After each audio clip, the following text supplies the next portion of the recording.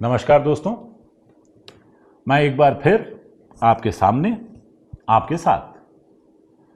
लोग कह रहे हैं कि हमारे विश्व गुरु महामानव यानी सुपरमैन के वैश्विक अवार्ड्स की कुल गिनती 24 हो गई है, यानी 20 से ऊपर 4।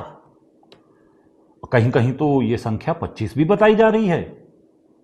भाई आपकी जानकारी के लिए बता दूं, 25 का मतलब 20 से ऊपर 5 होता है। बताइए, 11 साल में 24 या 25 अवार्ड की इस गिनती से तो औसत एक साल में 2 अवार्ड से भी ज्यादा हो गया।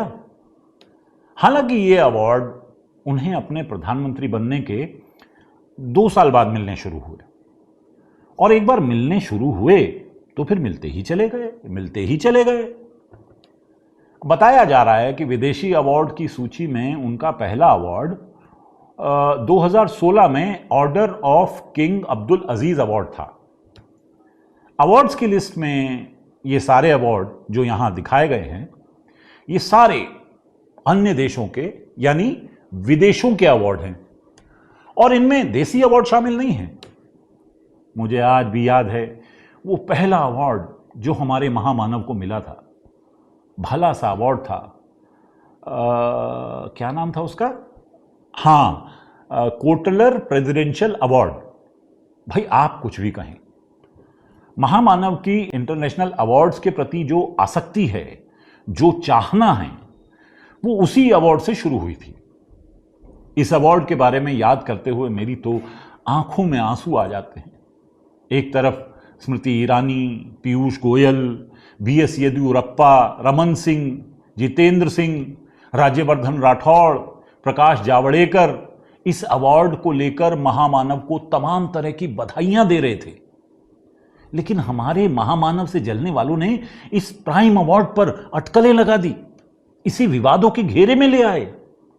अरे राहुल गांधी ने तो ट्वीट कर दिया था,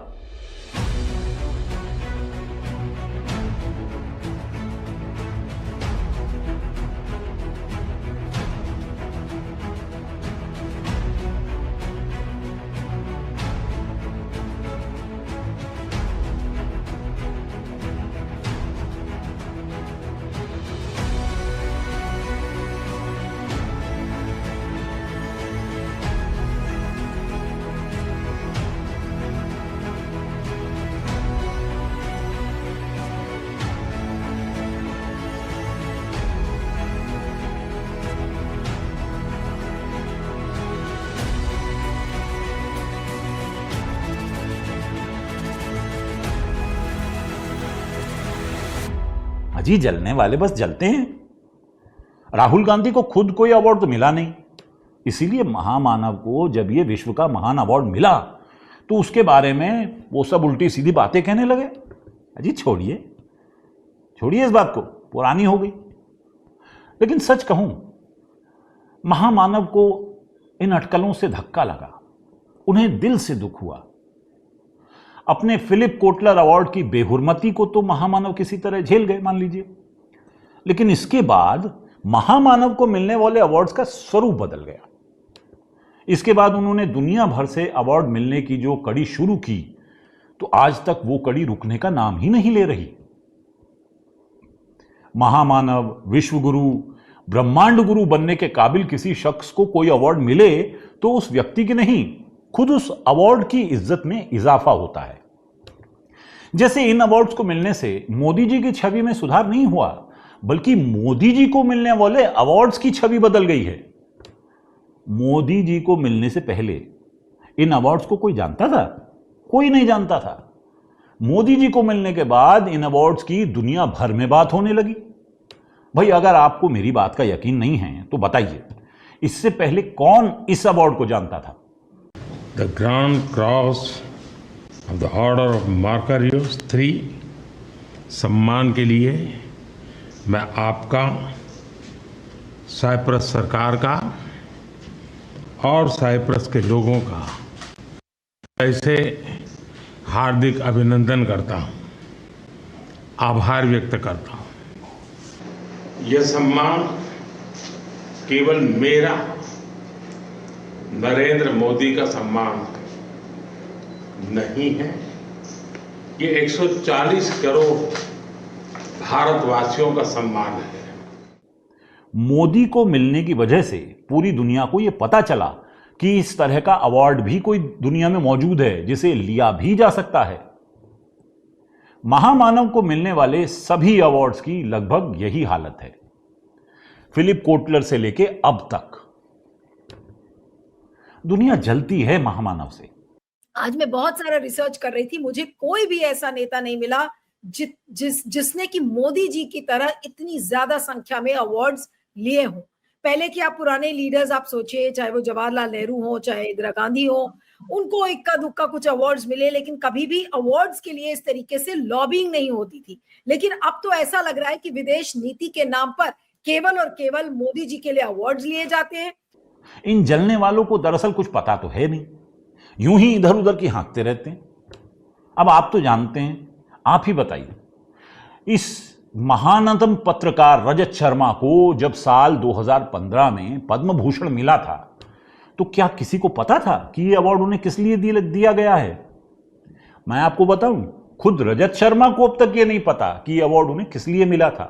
And in March, Sharma, you were awarded a Padam Bhushan, sir. According to a RTI that was filed by Indian Express, your name was not even in the nominee list, and you got a Padam Bhushan on the based on recommendation of Mr. Jaitley. हाँ, आपकी अदालत को देखकर आपको यह जरूर समझ में आता है कि पत्रकारिता कैसे की जानी चाहिए। रजत शर्मा जो टफेस्ट सवाल पूछते हैं विपक्ष से, वाकई कमाल की पत्रकारिता है उनकी इसी पत्रकारिता को रियलिटी टीवी शो में बदल देने की काबिलियत के चलते उन्हें यह पद्म भूषण अवार्ड मिला था। लेकिन अभी तो हम बात कर रहे हैं महामानव को मिलने वाले अवार्ड्स की। तो दोस्तों, जब एक इतना महान पत्रकार खुद यह नहीं जानता कि उसे पद्म भूषण अवार्ड क्यों मिला, तो भाई महामानव से आप ये उम्मीद क्यों करते हैं कि उन्हें यह अवार्ड क्यों मिले ये वो जानते हो? लेकिन मैं महामानव की प्रतिभा को, प्रतिष्ठा को यूं धूल में नहीं मिलने दे सकता। मैं आज आपको वो राज बताऊंगा जिसकी वजह से महामानव, नॉन बायोलॉजिकल, नॉन लॉजिकल ब्रह्मांड गुरु नरेंद्र भाई को यह अवार्ड कैसे मिलते हैं, इसकी पूरी प्रक्रिया आपको मैं बताऊंगा। यह इसलिए भी जरूरी है कि महामानव और अमेरिका के राष्ट्रपति डोनाल्ड के बीच एक तरह का फ्रेंडली कंपटीशन चल रहा है कि आखिर किसे मिलेगा शांति का नोबेल पुरस्कार। नोबेल पुरस्कार किसी क्षेत्र में अच्छा काम करने पर दिया जाता है, या कम से कम दावा तो यही किया जाता है। ऐसे में अगर एक फोन कॉल पर यूक्रेन रूस युद्ध रुकवा देने वाले, पाकिस्तान को युद्ध वाला जवाब देने और फिर दोस्त के कहने पर एक क्षण में सीज फायर करने वाले, ईरान इजराइल वॉर में नेतन्याहू को इलाके में शांति का आदेश देने वाले, ऐसे महामानव जिन्हें खुद अमेरिका के राष्ट्रपति डोनाल्ड से तू तड़ाक वाली दोस्ती है, जो दुनिया के किसी भी राष्ट्रपति से ज्यादा दुनिया का दौरा कर चुके हैं, जो पूरे ब्रह्मांड में एक छत्र ब्रह्मांड गुरु होने का दावा करते हैं, उन्हें नोबेल नहीं मिला तो ये महामानव की नहीं बल्कि खुद नोबेल की बेइज्जती होगी। Well, they should give me the Nobel Prize for Rwanda, and if you look the Congo, or you could say Serbia, Kosovo, you could say a lot of them. You could say, I mean, the big one is India and Pakistan. I should have gotten it 4 or 5 times. I should get it for the. I would think the Abraham Accords would be a good one too. They won't give me a Nobel Peace Prize because they only give it to liberals. मैं तो कहूंगा कि जितने award, international award महामानव को अब तक मिले हैं, उन सब का नाम बदलकर महामानव अवार्ड कर देना चाहिए, ताकि रहती दुनिया तक लोगों को पता चले कि दुनिया में कोई महामानव भी था। खैर चलिए, अब ज्यादा देर ना करते हुए मैं आपको बताता हूं कि आखिर ये अवार्ड महामानव की झोली में कैसे आ गिरते हैं और कैसे महामानव को मिलने से इन अवार्ड्स का जीवन सुधर गया है, ये धन्य हो गए हैं। पूरी दुनिया धन्य हो गई है कि इन अवार्ड्स को और महामानव का सुमिलन हो गया है।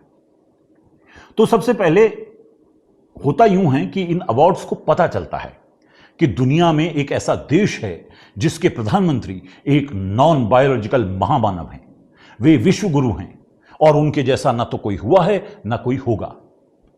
यह जानने के बाद कौन अवार्ड होगा जो ये नहीं चाहेगा कि वो खुद दौड़ कर जाए और महामानव के गले लग जाए। पर अभी ये अवार्ड महामानव की तरह कुछ भी कर सकने काबिल नहीं हुए हैं। सैकड़ों कारण हो सकते हैं, लेकिन मैं जो कन्विंस हो चुका हूं, मैं खुद कन्विंस हो चुका हूं, मुझे दुनिया को कन्विंस करने की जरूरत नहीं है, परमात्मा ने मुझे भेजा है। अब जाकर दुनिया को समझ में आ रहा है कि इन अवार्ड्स को ईश्वर ने इस धरती पर इसीलिए भेजा था ताकि वे महामानव को मिल सकें। तो अपने जीवन को सफल करने के लिए, धन्य करने के लिए ये इंटरनेशनल अवार्ड्स अपने देश के प्रधानमंत्री, राष्ट्रपति, गवर्नर या जो भी हल्के फुल्के राष्ट्राध्यक्ष वो होते हैं वहाँ के, उनसे गुहार लगाने लगते हैं कि भाई अब देर ना किया जाए और उन्हें महामानव मोदी यानी विश्व गुरु को सौंप दिया जाए। जब इन देशों के प्रधानमंत्री, राष्ट्रपति आदि पूछते हैं कि भैया आखिर अवार्ड देने का कोई कारण भी तो होगा, बताना तो पड़ेगा, तो ये अवार्ड रो देते हैं और जिद करते हुए कहते हैं कि महामानव मोदी को तो हमें सिर्फ इसलिए सौंप दिया जाना चाहिए कि वो महामानव हैं। आखिर उन्हें और किसी गुण की जरूरत ही क्या है?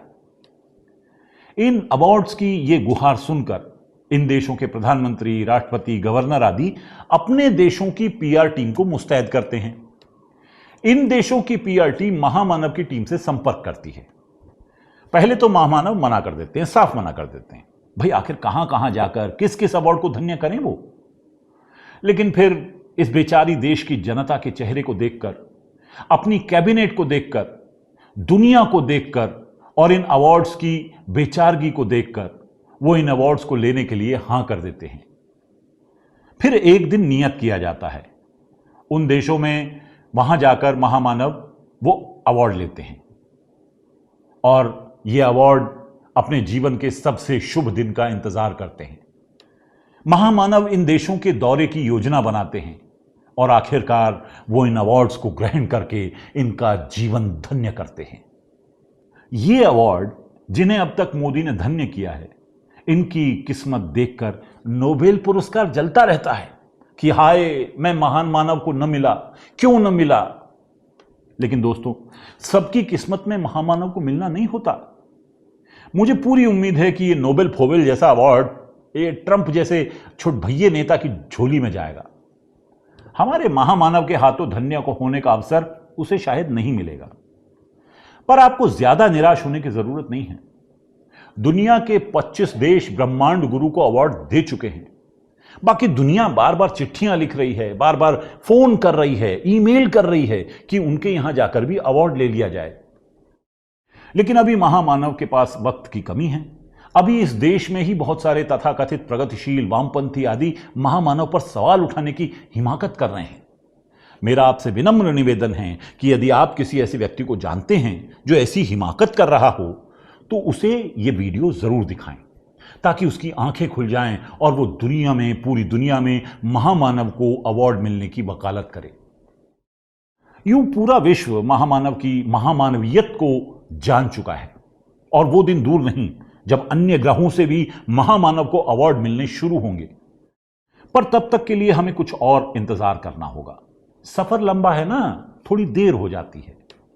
खैर, महामानव को अवार्ड मिलने के बारे में गालिब जो चचा थे हमारे, बहुत खूबसूरत शेर लिख कर गए हैं। आप मुलाहिजा फरमाइए। कहते हैं, गालिब अवार्ड उसको जिसका बजे है डंका। गौर कीजिएगा, गालिब जानते थे डंका बजेगा। गालिब अवार्ड उसको जिसका बजे है डंका, यूं तो हुए हैं देश में पीएम बहुत बहुत से। खुद गालिब को कभी कोई इंटरनेशनल छोड़िए नेशनल अवार्ड तक नहीं मिला। वैसे भी छोटे मोटे शायरों, कवियों को अवार्ड्स नहीं मिला करते। खैर, अब किया क्या जा सकता है।